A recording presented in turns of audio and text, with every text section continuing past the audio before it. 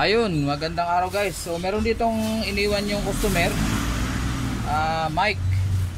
Para siyang PA mic, public address mic. Ayan pero ano raw to, the battery. Ngayon, may sinasabi sa akin kanina, nagmamadali kasi iwanan na lang daw niya na may natanggal daw na hinangin o kung ano. So baklasin natin. Tingnan natin. O isa lang ang tornilyo dito kasi kinalas niya daw. Meron pa isa dito yun, washer ito, pero isa lang yung tornilyong wala. Ayan baka hanapan na naman tayo nito. Tingnan natin muna sa ilalim. Ayun, kalas na. So saan yung ibang tornilyo? Walang mga tornilyo. Isa na lang nandito, tapos isa lang yung naiwan. So kulang ng lahat. Ito tatanggal to sigurado. Ayun, yung cover ng screw. Ayan, so baklasin muna natin ito isa para makita natin maigi. So automatic kulang na ng dalawa. Hanap na lang tayo na pwede ipalit dyan. Tingnan natin kung ano yung sinasabi niyang hihinangin. Ito siguro wala naman yung sa battery ito. Kinalawang. Tanggalin ko to para medyo humaba yung, para hindi nahatak yung wire. Ayun.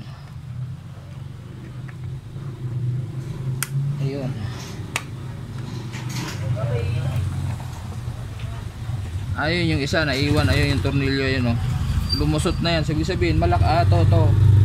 Wala na talagang tornilyohan guys dahil lumaki na yung butas. So napersa yan, nalaglag siguro.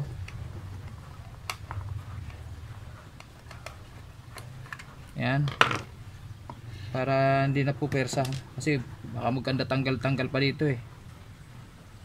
Ayan So dito wala namang natanggal dito. Ito lang ang problema niya siguro, yung sa battery pala. So wala naman natanggal, kaso lang kinalawang.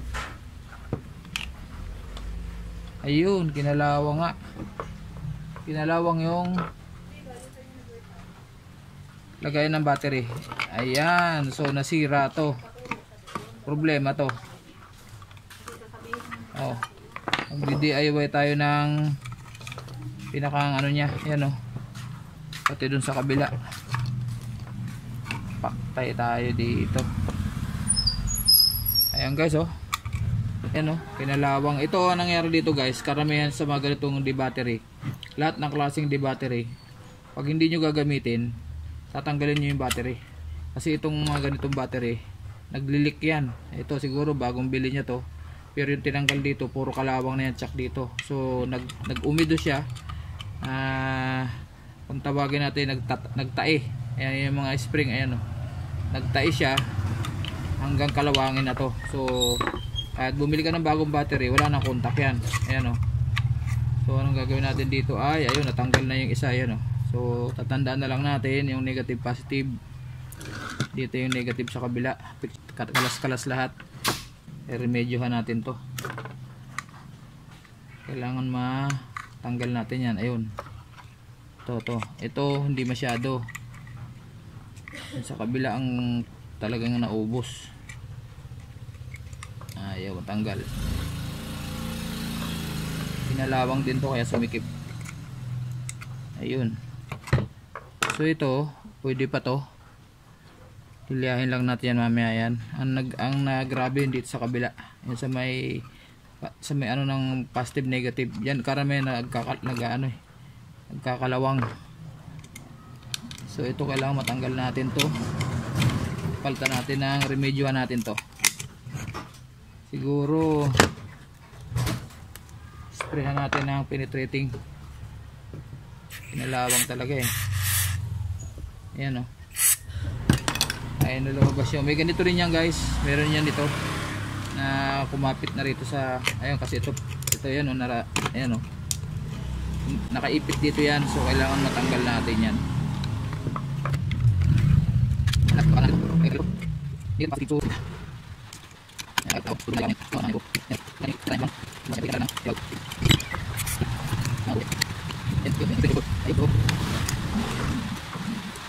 Ay, mama. Ay, guys. Ay, mama. Ay, wala. Ayun na to. Kaya niya. Ay, ay.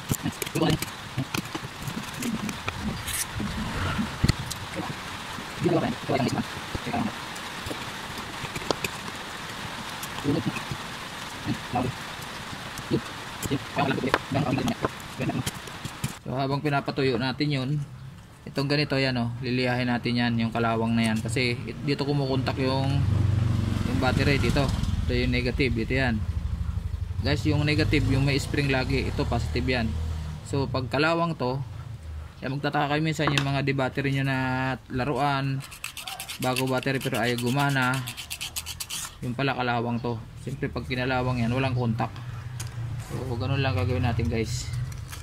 Kailangan malinis yan. Ayan o, makintab, dapat makintab to. Yan. Yan po na. Yan. Yan. So dito yan. Dito sa kabila yan. Dito yan. So pwede na natin to ilagay siguro. Hindi naman nakakabala. Yan o. Yan naman nakaharang.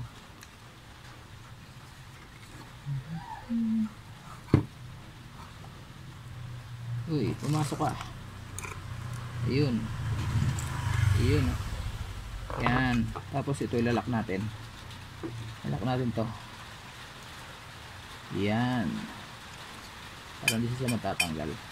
So, ito ang uupuan niya, may spring ganyan. So, hindi siya kukontak kasi nga wala siya ng yung ganito na tigi-isa. Kailangan bali ito putol yan dyan.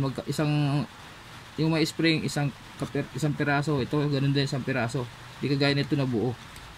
Yan. So, ganyan ang mangyayari dyan. Oh. So, itong positive, yung nakabukol na yon, ganyan yan. Pero hindi pa yung gagana kasi nga wala yung pagkakabitan nito ng spring. Okay, standby lang muna, magdi-DIY tayo. So guys, wala akong makakuha talagang pwedeng palit. Nakakuha ako ng manipis na yero. Hindi rin pwede kasi stainless dahil hindi kakapitan ng hinang. So ito, lihahin lang natin to. Try natin. Kailangan kasi may contact siya sa battery. So laminated to. Kailangan palabas natin yung yero. Kaya lang yero guys. Ting-ting everything tayo. Yan. Tapos ito, makinis na yan oh. Kita ba? Masyadong maliwanag. So putulin natin to. Yan, so sukat. Yan, kabakal, kawas. Ayan, ilang mga dyan. Hilahin muna natin. Yan, yan, tapos siya natin sa kinakahamdan yan. Yan, di pa ang higa. Then dito sa kabila. Ayun. Ayun, pwede na. Sakto na. Sana umubra. Naisip ko lang to guys, naisip ko lang to. Wala akong maisip na iba eh. Kasi wala tayong makuhang yung lumang remote control. Sa lumang remote control makakakuha sana tayo ng spring na ganito. Puputulin na lang natin, tutuin ganito. Kasi wala akong mahanap na remote. Yan. Yan, igaganyan natin yan. Yan. So dito tatama yung battery. Try muna natin. Try muna natin. Ayun. Tutok natin maigi. So meron na siya. Ayan o. Ayun, nakabaw na maigi. So meron nang natamaan yung battery. Yan ang pinakang spring. Ayan o. So dito tayo positive, dito sa kabila negative. Yan, ganyan. Ay, maluwag. So pag maluwag, susungkitin lang natin to.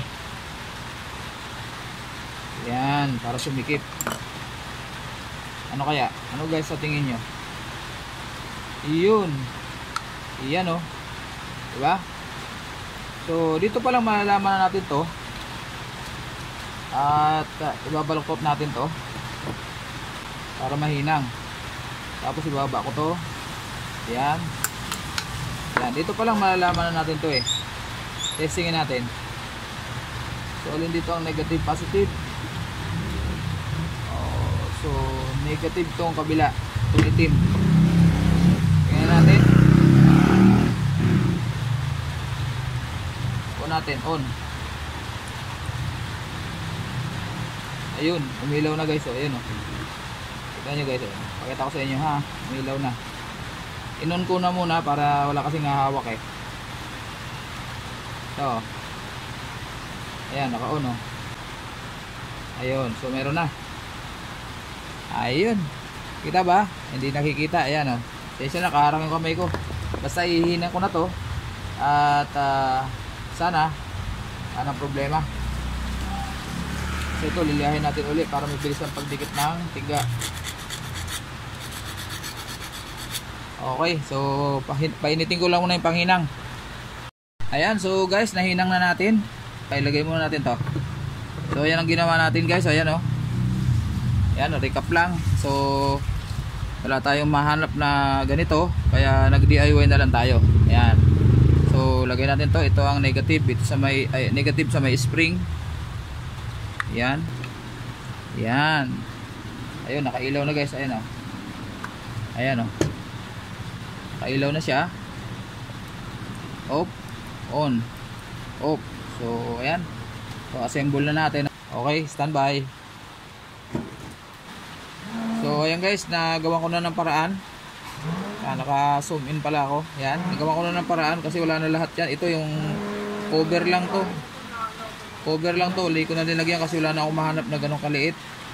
So cover lang yan, dalawa. At least meron ng dalawa. Tatakpan na natin.